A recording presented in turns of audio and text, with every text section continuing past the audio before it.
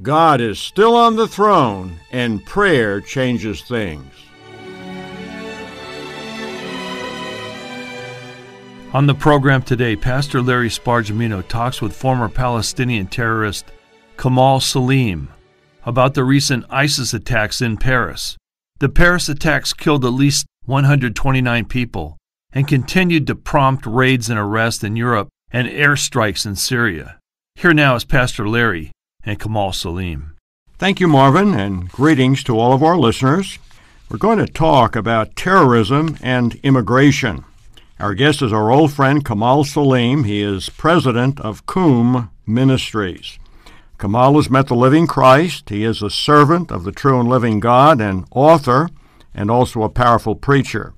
Kamal is also an American citizen and a true patriot and a dear friend and a brother. Brother Kamal, so good to be with you once again. It's awesome being with you. Thank you for what you do, and thank you for being light in our nation, Brother Larry. You are a blessing to all of us. Well, Kamal, let's go back to Friday evening in Paris, France. It's dark. There are lots of young people. I think they're having a concert. Young men, young women, some with beards, some white, probably some dark-skinned. But, Kamal, my question is, why would anyone want to open fire with automatic weapons on all of these human beings, young people? Why would they want to destroy them and throw in explosive devices? What drives these people? What we're dealing with Muslims that they are trying to fulfill their Great Commission and bring about worldwide Islamization in such day and time and hour. These Muslims, they do not look at the perspective of what the foreign nation that is hosting them, as their hospitality, but they're looking from the viewpoint of Islam. And so therefore, when you study Islam and you study the Quran, you find 1/3 of it it declares jihad on the enemy, and the entire the Sharia law, it commands the Muslim. 1/3 of it is to declare war against the enemy. Islam is by intimidation, and by doing so, they hope that the country will become weaker and be subjugated to Islam, and that is the heart of the matter. And unfortunately, this is what Muhammad commanded them to do. Their prophet, he said, we are commanded by Allah to war against the people of the world until everyone become Muslim and declare there's no God but Allah and Muhammad his prophet. So therefore, it is their right to exercise what they're doing. Well, Kamal, just a few hours before the horrific attack in Paris, our president was being interviewed by George Stephanopoulos. And in that interview, Mr. Obama said that ISIS is contained, and that's a quote. Kamal, what does the president's statement about ISIS being contained tell you, and what should it tell all of us? Well, we really need to listen to the head of the FBI, the head of the CIA. They are talking different language than what our president is saying. Our president, unfortunately, he is saying something to behoove the Muslims and allow Islamization of the United States of America. Whether to open refuge cities or whether to open put the amnesty in a program in place, and whether to give the free citizenship and bring 250,000 refugees to the United States of America. So he is speaking to the people, so the people will buy from him. But what the FBI is saying and what everybody, it's contrary to what he said exactly. I believe, unfortunately, the Trojan horse is in the White House, and he does not want the American people to believe, that this is happening. That's why he establishes, so much. But the thing is, we need to look at it from different perspective. Is how do we engage our leaders, and the political leaders, how to take a stand in such time as this, because they are not saying anything to him, are not standing against him. We have only just few governors saying we're not going to take refugees.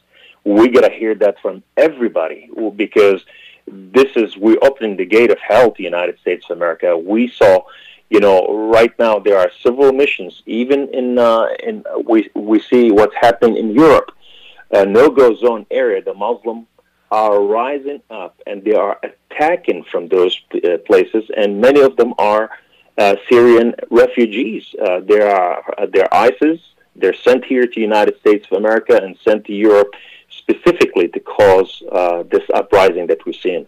There is certainly a place for immigration. In fact, my parents are immigrants. My wife is an immigrant. But I think what we're seeing today is a migration. That's different than immigration. And as you touched on, Muslims can populate an area, and then pretty soon they take over. So they migrate, then they populate, then they dominate. And when that happens, the very freedoms that we enjoy disappear. Do you think that this could happen in America? Do you think it's possible that someday America could come under Sharia law? Well, 9/11 took place and did not wake up America. This is a definite yes. This will happen if America does not take a stand and make the difference while we can. What we're dealing with here is where we're dealing with what's called al-hijra. Hijra is when Muhammad went from Mecca to Medina, and he went from being peaceful to radical. The hijra, it is when the people come as refugees in the different nations as to become part of that nation, and they come in and they only subjugate the nation to their needs, to their laws, to what's important to them and what their heart desire is, and they want their Sharia law and what so have you. And by doing so, what happened is they intimidate the nation to establish Islamization sooner or later, based on percentage. For example, at 2% they are peaceful. When they go 3% and over, they start becoming more radical. At 5%, they ask for self-ruling. When they go to 10%, what we see in France, they become an army and they start intimidating the nation. So France at 9.6%, and now these are intimidating France, and France will have to do house cleaning. Now, what we're saying this, we're not targeting all Muslims. We're talking about all those Muslims that they are sent here for a purpose, that they don't want to be equal. They don't want to receive, our hospitality. They want to bring their own way of living. They don't want to assimilate with our allies. These are all different ways how we know who they are. America is in trouble with what's taking place right now with our current administration. There are, of course, Muslim organizations that claim to be moderate, yet they often support an interpretation of Islam that is at odds with democracy and human rights. Tell our listeners about what life is like in a Muslim-majority nation. What about religious pluralism? What about human rights? What about education for women? What about respect for people? Does that exist in Muslim-majority nations? And if America becomes a Muslim nation, will that exist here? Peace in the matter that it's going right now, it will not take place. And what you just said, there's so much truth to it, and it's only going to become more ambiguous and causing a great divide in our nation. What we're dealing with is Islam. It is not a religion. Islam is a full government. When we say Sharia law, it is not a way to be a Muslim. Sharia law, it's a full government system from military to economic to a way of life. So therefore, since it's given to them from Allah, and that's what their prophet says, and what happens, so it could not be equal to the laws of the United States of America, of the people, by the people, for the people, because the people laws should not exist. When you look at the Islamic Sharia law and how it precisely tells the Muslim how to live their life, it pushes them to be active in, to challenge and to challenge the nation from within. For example, when the Muslims, women are declaring, I want to go to the hospital, I want to be treated in a Muslim-specific way, and I can't let the doctor touch me, it has to be a female, it has to do this Islamic way. They are instilling Sharia, and they put in their laws and their bylaws. When the women putting hijab and walking in our cities and demanding that everybody honor her, they are demanding from us is to honor their way of life. When the imam telling us, that we could not do this and could not do that, in here, when we invited them to this nation, we invited them to live in our hospitality and our very way of life. We see the Jews and the Christians, Hindus, Buddhists, everybody's abiding by the law. Islam could not abide by the law because the Sharia law by itself, it will cause clashes and causes, clashes of culture, where it divides the culture by nature. And so the way of life will affect our future. And the only way they can really live in peace is to subjugate America to Islam.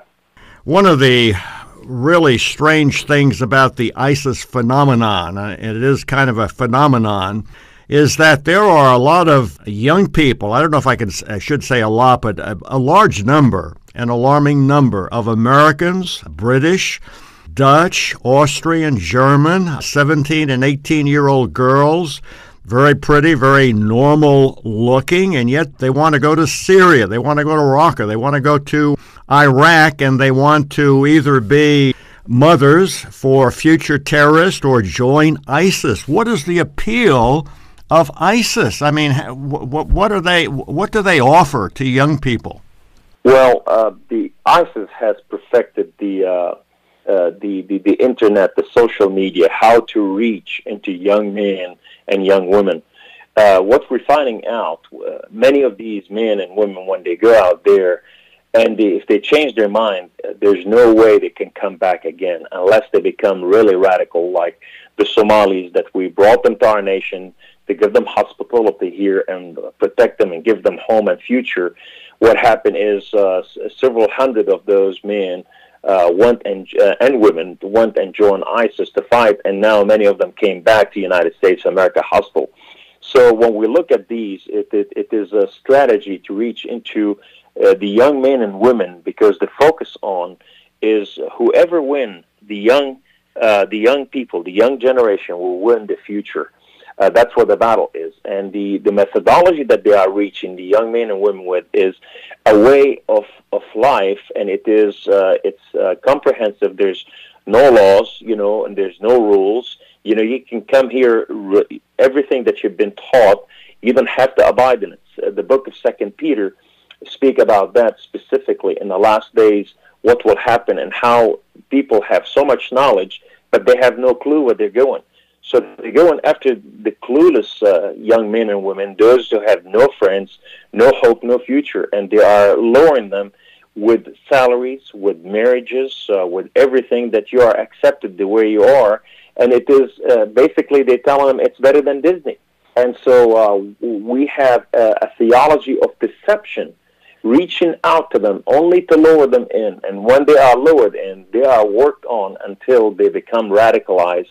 And now they use them to sabotage the world. They become their cronies to do the work they tell them to do, and they die for it. I know having open borders and unrestricted migration must certainly create a law enforcement nightmare. I mean, I just can't imagine, with many of the borders in Europe being so open, people coming and going virtually at will. That's certainly not a very safe situation. And the terrorists in Paris brought in automatic weapons and explosives, but they did so much damage. But I wonder if our president, I wonder if our leaders, I wonder if Angela Merkel realizes that if they brought in such large weapons, just how easy would it be for them to bring in one vial of anthrax? And I'm talking about a very, very small vial, not much larger than my thumb. I mean, it seems like we're just so ignorant of the real danger. They kill some 130 people, but have people ever thought that it would be very easy to kill 100,000, 200,000, 300,000, maybe a radiological device,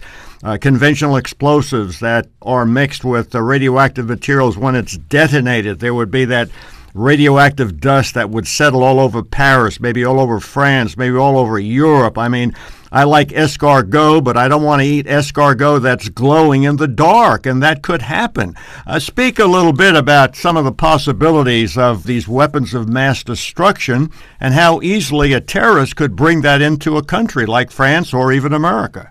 Absolutely. Again, General Jerry Boykin, my dear brother, and myself, we talked about that in another book that you featured previously, about how how easy the United States of America could be brought down in overnight. They can shut the government and they can create lawlessness in the land. Today our borders are open and they are coming through the borders by the thousands. And when you talk to the sheriffs in Arizona or in Texas or, in California, they tell you, we receive several thousands. And today we are seeing our current government practicing bringing several airplanes from overseas loaded with Islamists, with radical young men, to come to the United States of America without the knowledge of the borders. These are coming hosted, with the 6 million citizenship that our government, took for granted, and it's given it to these people. But the thing is, today they are not coming through the Mexican border only, but they're coming legally through the Canadian borders. And today our seaports are open. There are no security over seaports. When I lived in Europe, and the way we smuggled weapons, it came through the seaports. All of it came about, and and that's the easiest way, because over there the law is totally different. When you give bribe, you can move a lot of things through. And today, with Iran, given the permission with this unholy alliances that America did, the accord with Iran, this will help and provide Iran with tons of dirty bombs. All that waste that they're creating from the new killer manufacturer, what's to happen, all of it will be shipped to the United States of America, and it could be sealed with lead where it will not leak. And in here, it could be moved in shipment. If all we have to do is allow them to do it, and all they have to do is allow one to move in the United States of America. These people are not training only for anthrax and dirty bombs, but they're practicing also already. The Russians are teaching the Iranians, the Shia, the Hezbollah, all of them, how to do the EMP. This is very doable. All they have to do is rent an airplane and go to certain heights in the United States of America and detonate. And our American grid, electric grid, will be insufficient for about 17 years to rebuild America. America will be put behind to the Stone Age. Now, I'm not saying this to scare American people, but these are facts. Well, I know you have a heart for God, and I also know you have a heart for the descendants of Ishmael, and we've spoken about that so many times. And when I'm with you, we've prayed together, we've had fellowship together, we've eaten together. You just have such a love for all Muslims, and you were once a Muslim, and now you are a Christian. So there may be some Muslims listening today, and we want them to know that we don't hate them, we love them. But Kamal, what can Jesus Christ and the new birth and the Holy Spirit do in the life of a Muslim man or a woman or a Muslim boy or girl? Brother Larry, I hated Christianity with such a heart. I thought everything that you do is fake. Your God is fake. Your religion is fake. Everything, it's just a perversion. The reason why I felt this way is, here you have a God that he slept with Mary and he gave her a boy. And here's a God, you call this guy Son of God, and he is God's image, that he came out of a woman. A woman is not equal to a man. So why would God will allow something like this? Why would he call himself God, coming from the way we looked at it, as a bloody mess? And he is brought up by a woman, not by a man, and what so have you. We looked at it all upside down. So we believe that this is a perverted religion. It's done specifically to destroy humanity.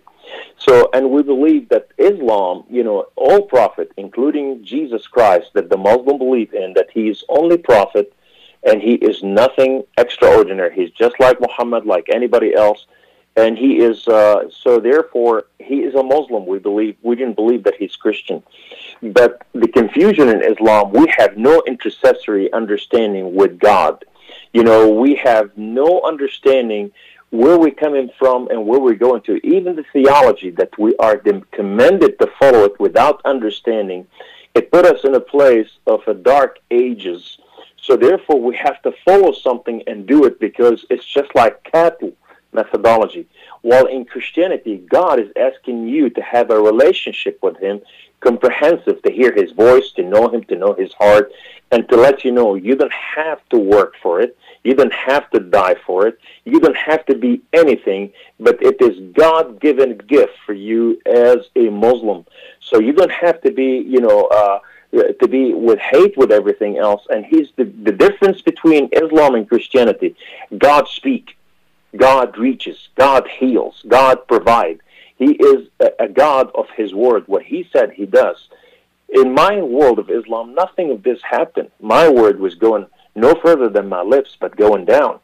But in Christianity, this living God, when I had an encounter with Him, He is a true living God. He is a loving God. He is a giving God. He's a forgiving God. Over there, it doesn't matter where you came from. It's in Him, all things are possible. In Him, all things are true. So therefore, only a true creator can do something like this.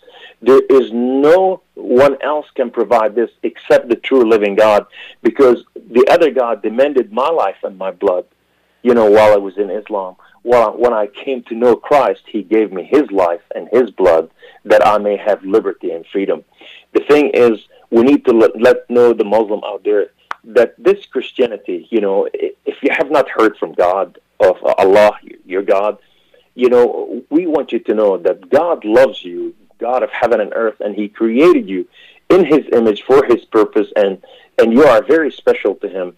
And today we want you to know that God wants you, because He said He has a plan for you and He has a future. So we invite you to come and understand what it is all about. You can reach us and know and ask us those questions. Don't just do it. Ask us. Challenge us. We want to share our love with you, because our religion is not for us. Our belief is not for us. It's for all. Jesus said, my house shall be called house of prayers for all nations. Well, Kamal, we are just about out of time. Dear brother, it's always a delight, and I just get excited. I can feel the Holy Spirit when we talk, whether we're face-to-face or 1,000 miles away. Dear brother, thank you so much for this wonderful interview. Thank you, Brother Larry, and we'd like all pastors to know we came from among them, we teach on this subject, and we are preparing the church to receive the masses of Muslims. Bring us to your city so we can be part of your teaching. God bless you. Well, Brother Marvin, come to the mic and tell our listeners once again how they can get this special offer, the book by Kamal Salim, The Blood of Lambs. You can have a copy of this eye-opening book, ISIS Exposed, Beheadings, Slavery, and Radical Islam, for a gift of $30 in the United States and $35 in Canada. To place your order, just call the call center at 1-800-652-1144. You can also order by writing to Southwest Radio Church at Post Office Box 100, Bethany, Oklahoma, 73008. And remember to visit our website at swrc.com, where this book and all of our materials are available. Also available is the book by Kamal Salim titled Blood of the Lambs, yours for a gift of $30. Better yet, get both books, ISIS Exposed and Blood of the Lambs, for $55. When you order both books, we will include at no additional charge the DVD set, The Beautiful Truth by Kamal Salim. That's a $78 value for $55. 2 books and 3 DVDs. Call now, 1-800-652-1144. Stay tuned over most of these stations for our Bible in the News article on the Watchman on the Wall program from Southwest Radio Church.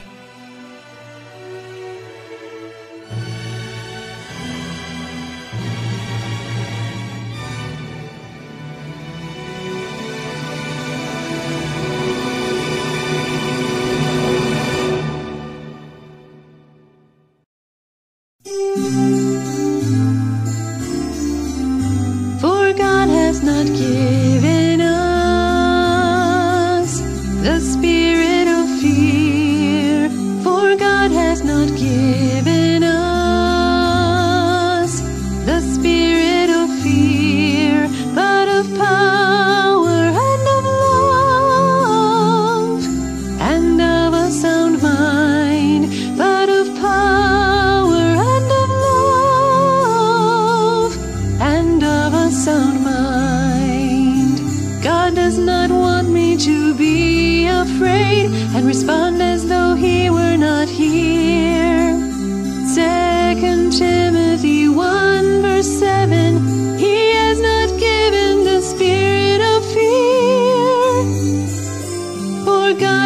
not given us the spirit of fear, for God has not given us the spirit of fear, but of power and of love and of a sound mind, but of power and of love and of a sound mind.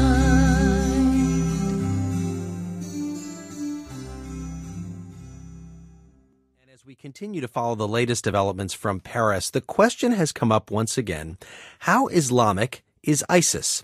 And when ISIS leaders talk about reestablishing the caliphate, what do they mean? Joining us now for a little Islam 101 are Asma Afsaruddin, a professor of Near Eastern languages and cultures at Indiana University, and Jonathan Brown, the director of the Prince Al-Walid bin Talal Center for Muslim-Christian Understanding at Georgetown University. Welcome to both of you. And Jonathan, when does the history of Islam begin? Well, the history of Islam begins with the beginning of the prophethood of Muhammad in year 610 of the Common Era. Politically, it begins in the year 622 when the prophet moves from Mecca to Medina and establishes the first political community of Muslims there. And in terms of the caliphate, it starts when the prophet dies 10 years later in 632, and there's a question of who will succeed him. And the word caliph actually means successor to the prophet of God.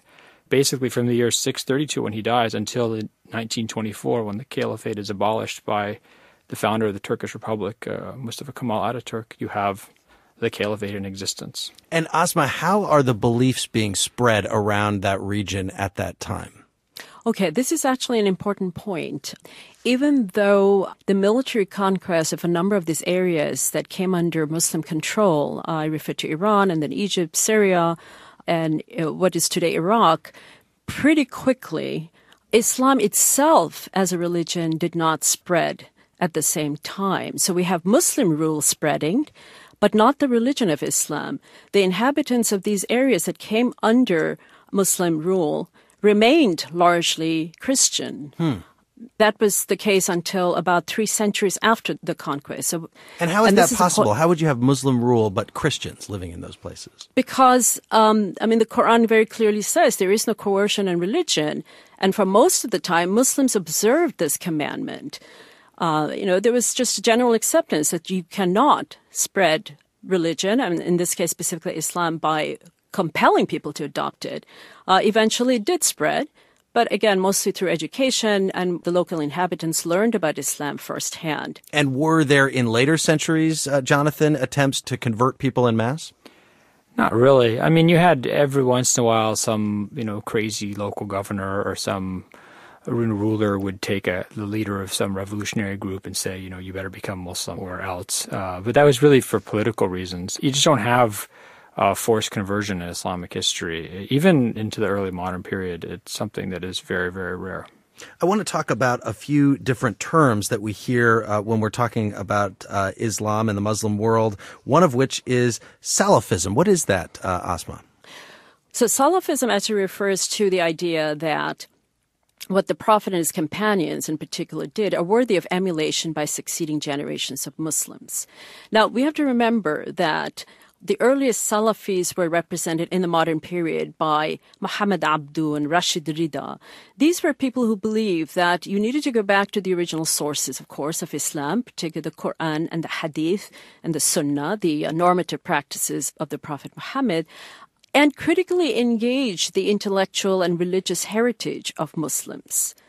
And that was actually prompted by a desire to adapt to modernity. Muhammad Abdu lived in Egypt. He was under British colonial occupation.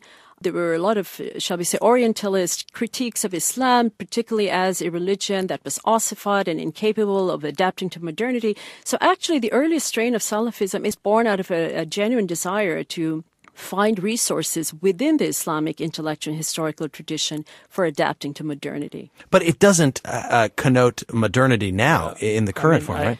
I think one of the things that people get confused about, when people talk about Salafism today, what they're really effectively talking about is it's like Muslim Protestantism. So for about 12 centuries of Islamic history, you have this buildup of different schools of law and theology and sort of a clerical class.